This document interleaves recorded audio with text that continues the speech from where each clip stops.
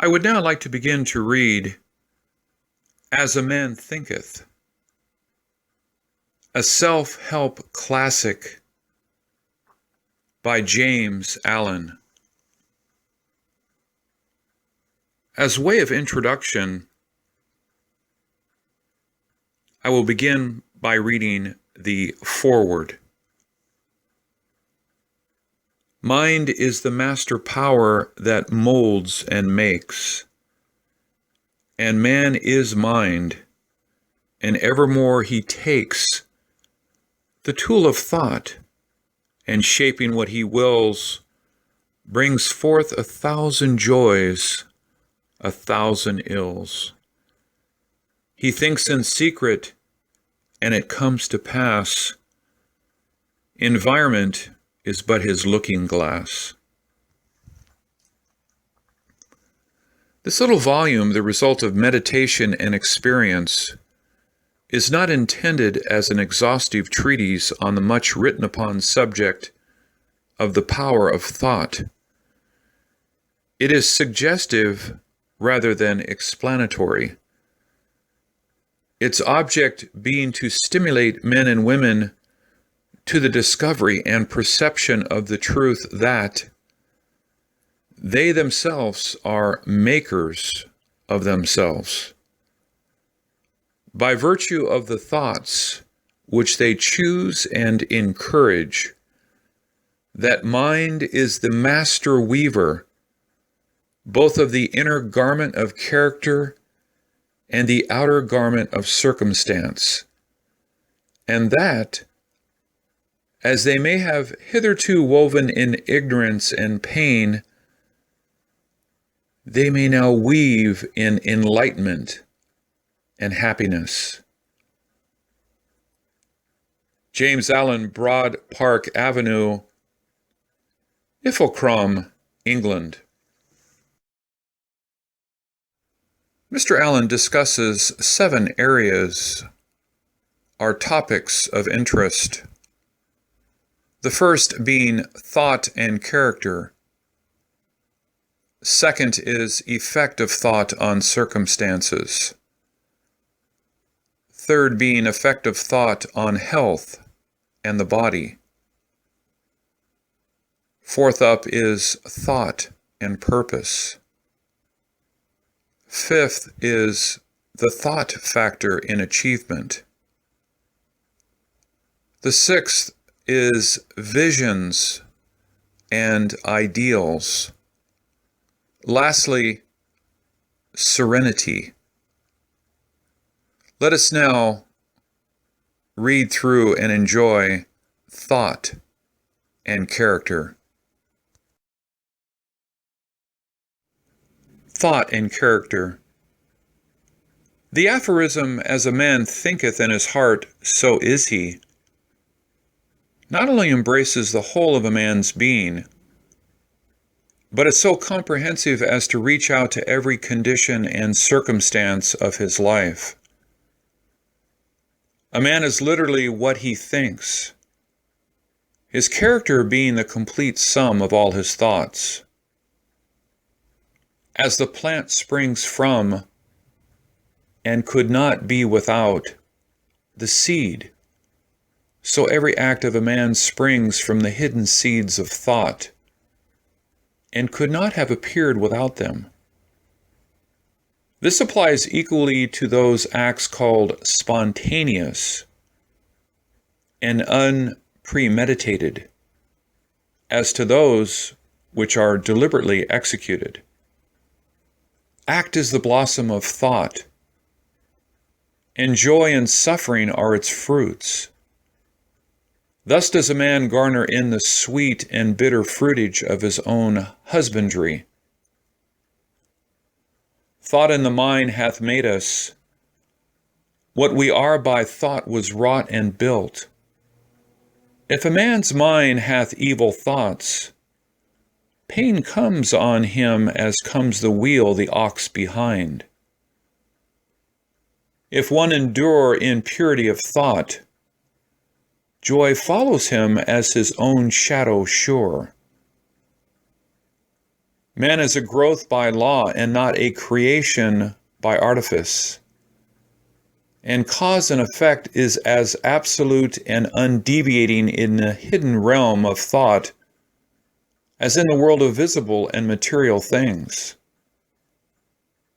A noble and godlike character is not a thing of favor or chance, but is the natural result of continued effort in right thinking, the effect of long-cherished association with godlike thoughts.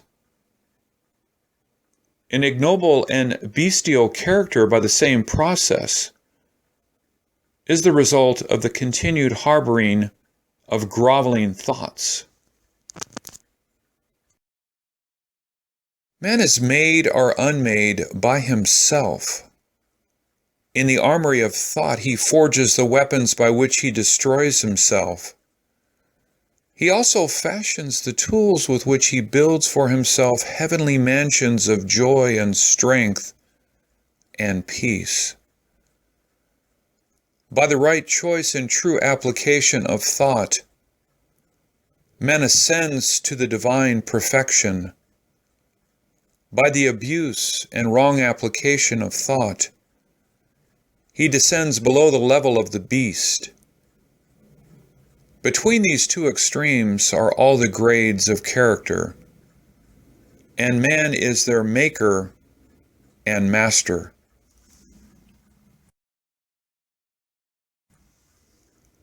Of all the beautiful truths pertaining to the soul which have been restored and brought to light in this age, none is more gladdening or fruitful of divine promise and confidence than this, that man is the master of thought, the molder of character, and the maker and shaper of condition, environment, and destiny.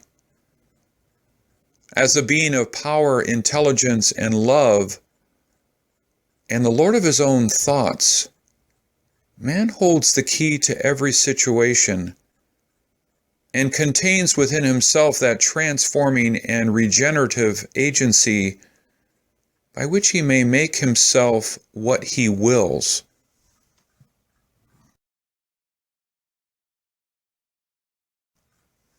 Man is always the master, even in his weaker and most abandoned state.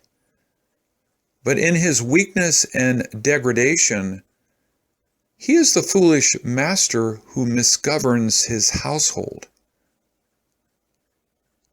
When he begins to reflect upon his condition and to search diligently for the law upon which his being is established, he then becomes the wise master, directing his energies with intelligence and fashioning his thoughts to fruitful issues. Such is the conscious master, and man can only thus become by discovering within himself the laws of thought, which discovery is totally a matter of application, self-analysis, and experience. Only by much searching and mining are gold and diamonds obtained, and man can find every truth connected with his being if he will dig deep into the mine of his soul, and that he is the maker of his character, the molder of his life, and the builder of his destiny. He may unerringly prove if he will watch, control, and alter his thoughts,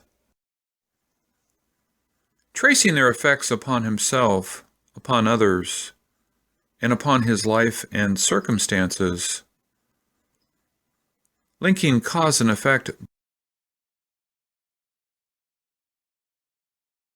by patient practice and investigation, and utilizing his every experience, even to the most trivial everyday occurrence, as a means of obtaining that knowledge of himself which is understanding, wisdom, power.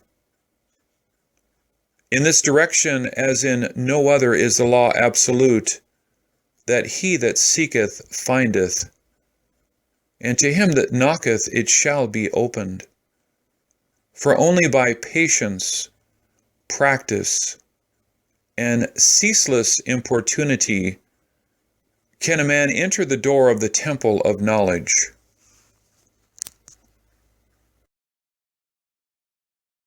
In addition to Mr. Allen's foreword, I'd like to add the following. I have personally read and studied the entire Bible, both Old and New Testament. I've read through the Torah, the Dhammapada, the Quran, the Tao Te Ching, the Bhagavad Gita, and other spiritual books. And in my opinion, as a man thinketh, when viewed on a word-for-word basis, is better than all of the other books mentioned. That's not to take anything away from them. All of those books are incredibly rich in knowledge and wisdom and beauty. But again, on a word-for-word basis, As a Man Thinketh is a compilation of about 10 years of meditation, and it's just incredibly well thought out. Each word, each sentence, each paragraph is just so thoughtfully constructed. So again, in my opinion, it stands out from the others, which tend to have some frothiness, maybe even sections that don't necessarily, shall we say, do you any good for having read. I don't believe you'll find that to be the case with As a Man Thinketh. So here's wishing all of my listeners much knowledge, much wisdom to apply that knowledge gained. Blessings to all. This is Ken Peters.